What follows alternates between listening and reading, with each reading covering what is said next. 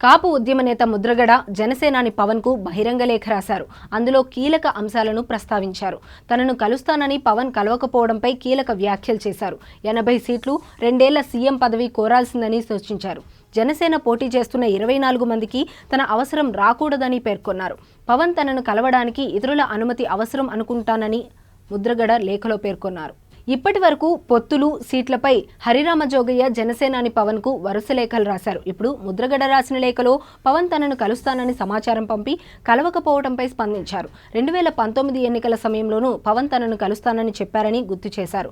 తాజాగా అయోధ్య రామాలయం ప్రారంభం తర్వాత కలుస్తానని చెప్పారని వెల్లడించారు.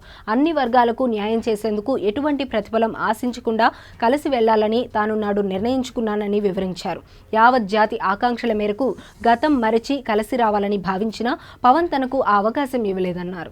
టీడీపీ అధినేత చంద్రబాబు జైలులో ఉన్న సమయంలో టీడీపీ కేడర్ మొత్తం బయటకు రావడానికి భయపడగా ఆ సమయంలో జైలుకు వెళ్లి వారికి భరోసా ఇవ్వడం సామాన్యమైన విషయం కాదని ముద్రగడ తన లేఖలో పేర్కొన్నారు. ఆ తరువాతి కాలంలో వారి పరపతి పెరగడానికి పవన్ కారణమని విశ్లేషించారు. ప్రజలంతా పవన్ను గౌరవప్రదమైన స్థానంలో చూడాలని కోరుకుంటున్నారని చెప్పుకొచ్చారు. పవర్ షేరింగ్ కోసం ప్రయత్నించి 80 సీట్లు, 2 సంవత్సరాలు ముఖ్యమంత్రిగా ముందుగా పవన్ను చేయమని కోరి ఉండాల్సిందని ముద్రగడ పేర్కొన్నారు. ఆ సాహసం చేయలేకపోవడం బాధాకరమని ముద్రగడ లేఖలో అభిప్రాయపడ్డారు. 40 సంవత్సరాల రాజకీయ జీవితంలో డబ్బు, పదవుల కోసం పెద్ద నాయకుల గుమ్మాల వద్ద పడిగాపులు కాయలేదని స్పష్టం చేశారు.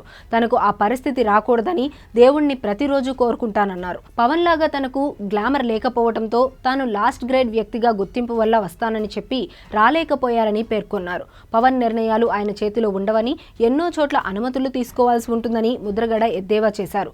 జనసేన పార్టీ పోటీ చేసే 24 స్థానాల్లో తన అవసరం రాదని, రాకూడదని భగవంతుణ్ణి ప్రార్థిస్తున్నట్లు పవన్ కళ్యాణ్ కు రాసిన లేఖలో స్పష్టం చేసిన ముద్రగడ ఆల్ ది బెస్ట్ చెప్పుకొచ్చారు.